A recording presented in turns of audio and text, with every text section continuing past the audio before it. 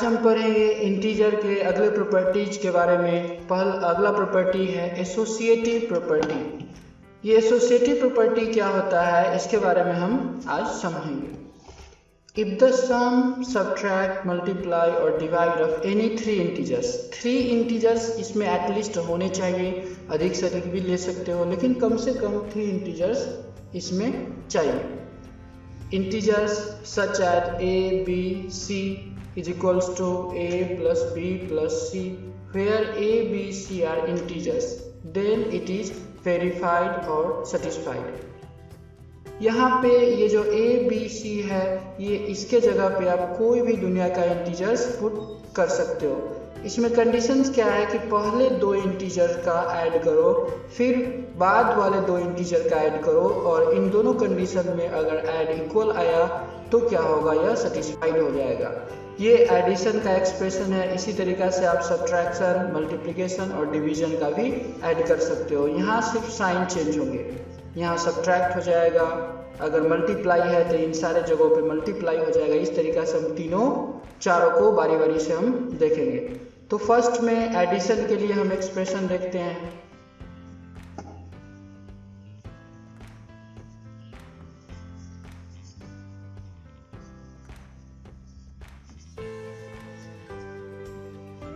Addition के लिए कोई 3 इंटीजर, आपको मालूम है कि ये LHS है और ये RHS है, तो हम कोई 3 इंटीजर्स ले लेते हैं अपने मन से। आप भी को कुछ भी ले सकते हो, जैसे हमने एक 2 ले लिया, B के लिए हमने 4 ले लिया और C के लिए हमने 2 ले लिया, -2। ये 3 इंटीजर्स ले लिए। अब आपको वेरीफाइड करने हैं, तो आपको मालूम है कि 2 पार्ट होते हैं, एक होता है LHS, दूसरा होता है RHS। तो हम पहले LHS से जाएंगे। LHS में क्या होता है, फर्स्ट 2 इंटीजर्स को ऐड करो, फिर तीसरे वाले इंटीजर को ऐड करो। तो यहाँ होगा 2, यहाँ होगा 4 और फिर -2। अब आपको मालूम है ये दोनों मल्टीप्लिकेशन में साइन आ जाता है, ये दोनों ऐड में है, तो 2 4 हो गया 6, और इन दोनों को करोगे तो -2। अब यहाँ क्या आएगा आंसर 4। उसी तरीक़ा से हम RHS में देखेंगे।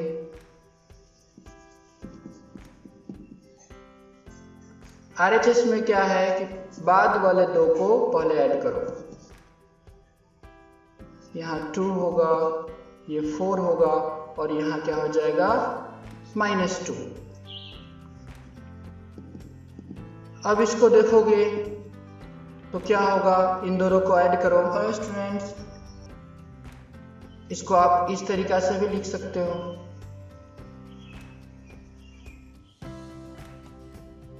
+-2।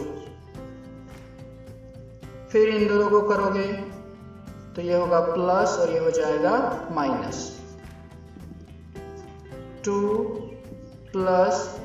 और इसको करोगे प्लस माइनस है, आपको मालूम होगा 4 में से 2 गया तो 2 आया।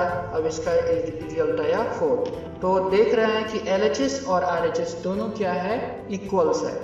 आप दूसरा कोई भी नंबर लेकर इस पर रखोगे तो हमेशा LHS RHS इक्वल आएंगे। तो इस तरीका से हमने देखा कि एसोसिएटिव लॉ इंटीजर का ओवर एडिशन सेटिस्फाइड करता है। यहाँ लिख देंगे since LHS equal to RHS, hence it is verified or satisfied।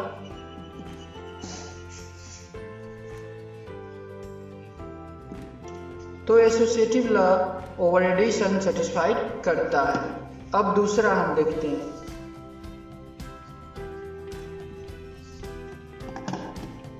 For subtraction,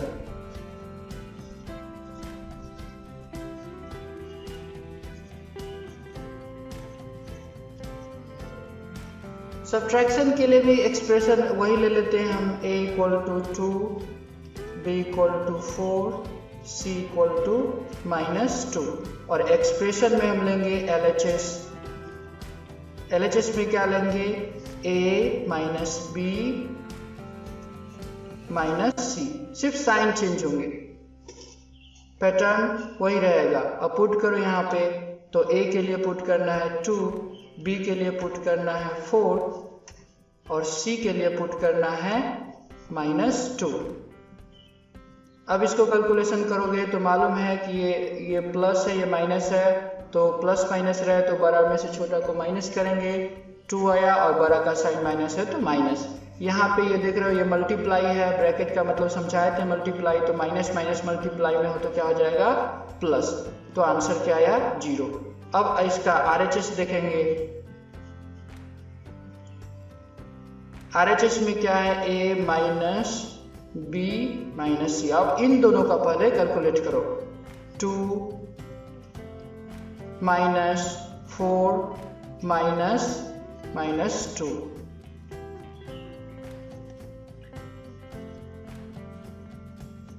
2 4।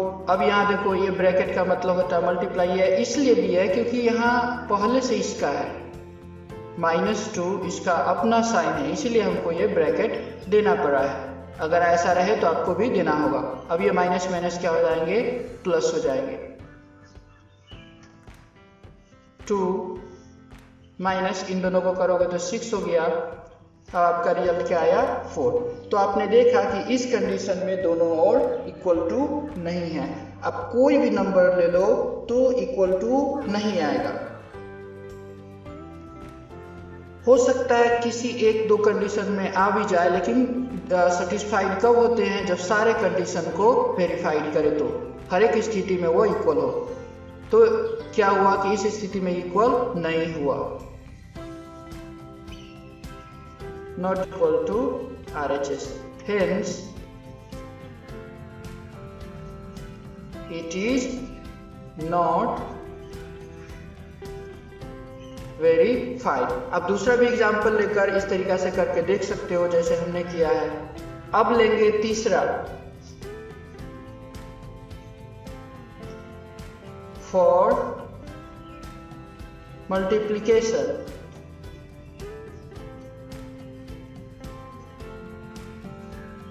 Multiplication के लिए देखेंगे तो इंटीजर्स हम कोई दूसरा और ले लेते हैं। यहाँ पे ले लेते हैं 0, B के लिए लेते हैं 3 और C के लिए लेते हैं -2। अब इसको एक्सप्रेशन में हमारा LHS में आएगा A into B into C। अब यहाँ पे वैल्यू पुट करो, A के लिए 0, B के लिए 3 और C के लिए -2। ये मल्टीप्लाई करोगे तो 0 फिर -2 मल्टीप्लाई 0। अब RHS में लेंगे, RHS का एक्सप्रेशन होगा A cross B into C। पहले BC को करेंगे, 0 इंटू 3 इंटू -2, 0 इंटू इन दोनों को मल्टीप्लाई करेंगे तो -6। इससे 0 से अगर -6 में मल्टीप्लाई करेंगे तो 0 आएगा। आप कोई भी नंबर लेकर यहाँ पे रख सकते हो, देखना रखकर सारे नंबर के लिए सेटिस्फाइड करता है। तो यहाँ लिखेंगे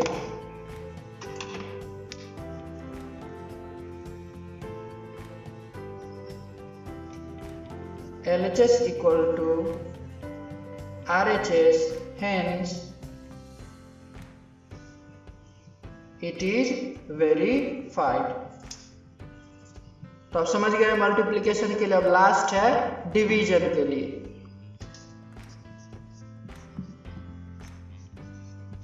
फॉर डिवीजन, डिवीजन के लिए भी वही एक्सप्रेशन है। हम नंबर को ले लेते हैं, A equal to 2, B equal to -4 और C इक्वल टू 0।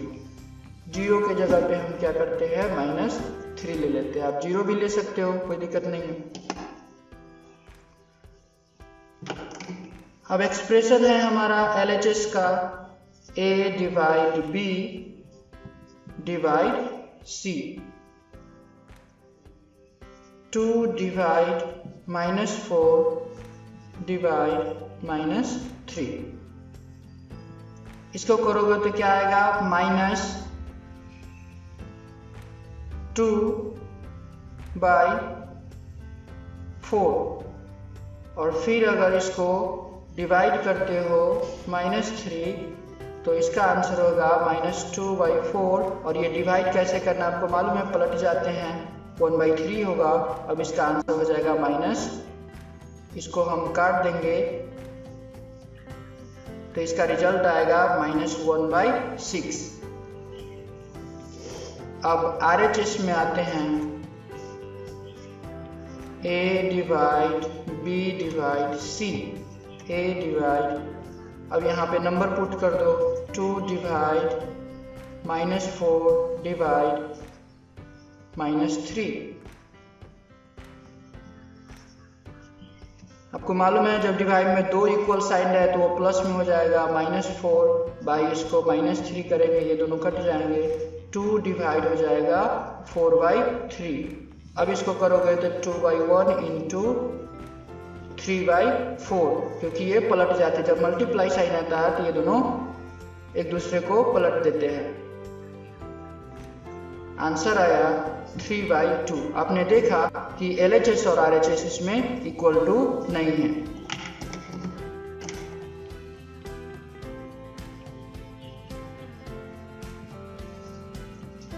तो ये क्या होगा, hence it is not verified।